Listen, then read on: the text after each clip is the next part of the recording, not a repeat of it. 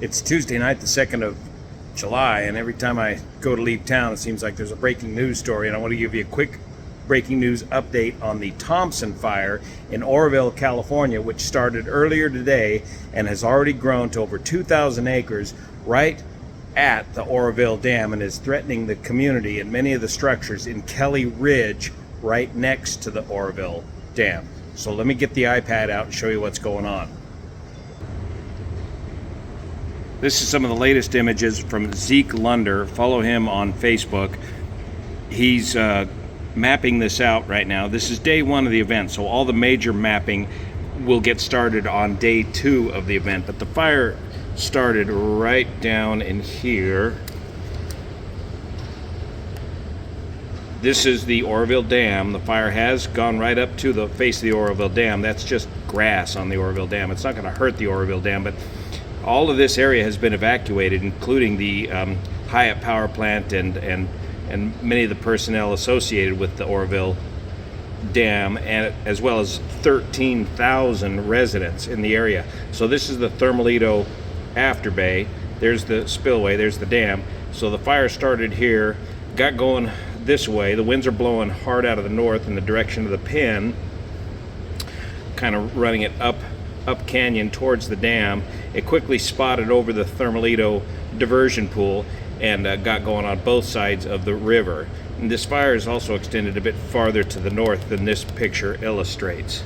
But the big threat here,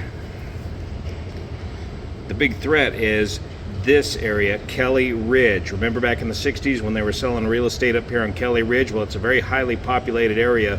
A lot of retirees up here on Kelly Ridge, and the fear is that the winds are going to continue blowing even harder out of the north this evening and push this fire in towards Kelly Ridge. And there's reports of spot fires down right about in this location here, very close to Kelly Ridge. Now if we go to ForeFlight and just go to the satellite view, north up, Oroville Reservoir, Oroville Dam, Thermalito diversion pool, standby. And here was where the fire started. They don't know the reason for the start, but it started here near the intersection of Cherokee Road and Thompson Flat Road, near the Thompson Flat Cemetery, if you're familiar with the area. And that's why it's got the name, the Thompson Fire, named after a local landmark. Now there, in the 5 o'clock briefing, they were talking about the north end of this fire extending all the way up here towards Oregon City area, just to the east of Table Rock Mountain. But the big threat tonight is to the community here of Kelly Ridge. So at the 6 o'clock briefing, they had 14 aircraft. I'll have the breakdown on the aircraft. 16 hand crews, 50 engines, 15 dozers. The dozers are what makes the fire break around the fire.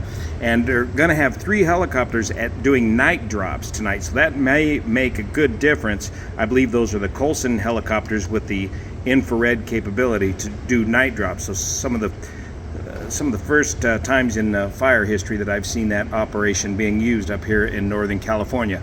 But inbound are 34 more strike teams. Each strike team has 5 engines each, so do the math on that.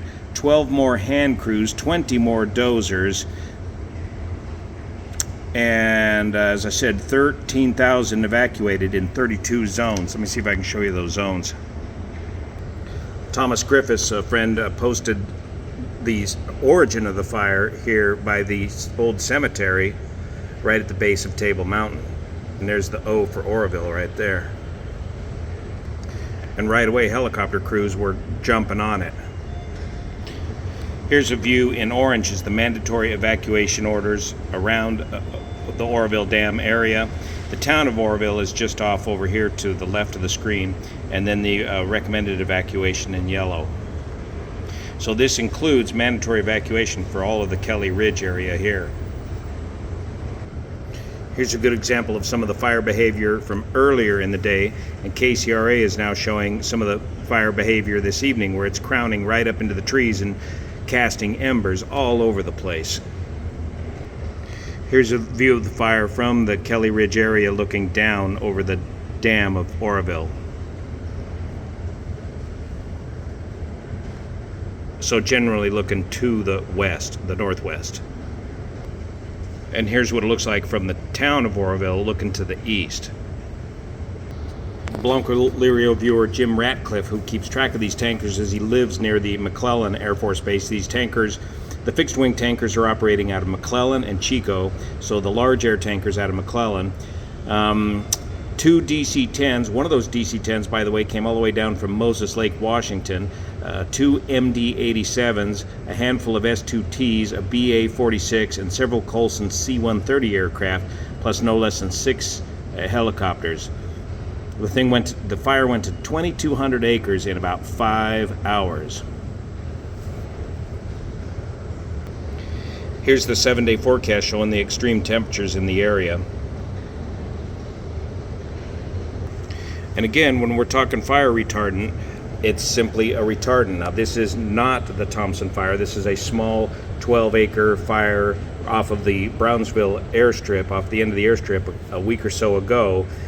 CAL FIRE is doing a great job of keeping small fires small. We've had a number of fires break out, and they've been able to contain them a lot with the help of the aircraft. And this is 3 layers thick of retardant surrounding this little 12-acre fire in steep terrain that hand crews could not get to. So again, the fixed wing aircraft are not there to put the fire out. They're there to retard the spread of the fire so the dozers and hand crews can get in there and make a proper line around the fire. Now that it's nighttime, of course, the fixed wing aircraft can no longer fly. So far, they're not reporting too many structures lost, but the fire's well over 2,000 acres at this time, and if those winds pick up this evening, we could lose many structures as a result of this wildfire.